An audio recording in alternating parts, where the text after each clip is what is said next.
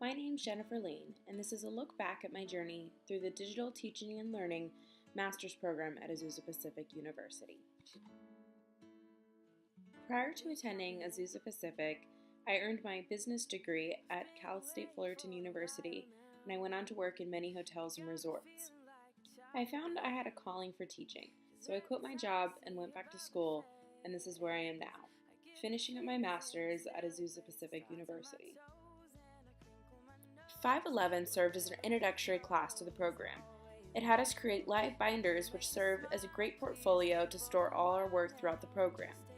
We also learned about Symbaloo, which is a great way to collect our resources that we would use.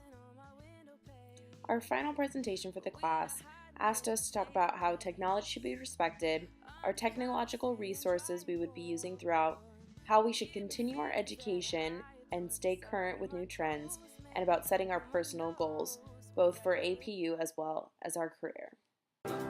Next up was EDUC 512. In 512, we explored our MacBooks and iPads. We got more familiar with how they were configured and how to use them, so we'd be using them for the rest of our classes. We also focused on creating WebQuests. WebQuest is an inquiry-oriented lesson format in which most of or all of the information learners work with comes from the web. These can be created with various programs. The one we used was Zumo. Next up was EDUC 514, which was probably one of my favorite classes. We utilized the Google Plus community. It kept the class very organized, with separate locations for our assignments, resources, as well as discussions.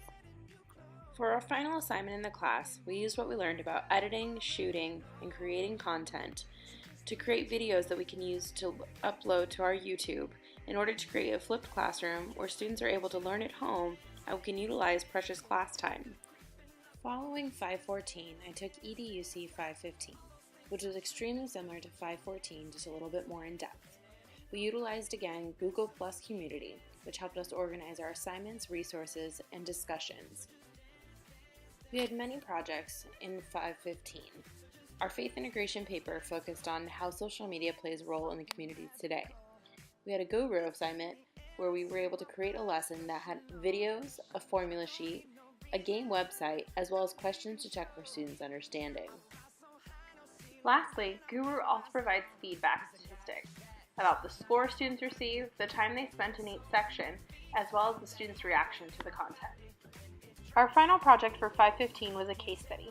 I choose to do mine on online schools. The next class I took was EDTC 527. In 527, we learned about Garner's multiple intelligences and how we need to look at how students learn differently and how intelligences need to be addressed in and out of the classroom. We also reviewed Bloom's taxonomy. Our final result was a unit plan that was technology-rich, engaging, and addressed the various student intelligences.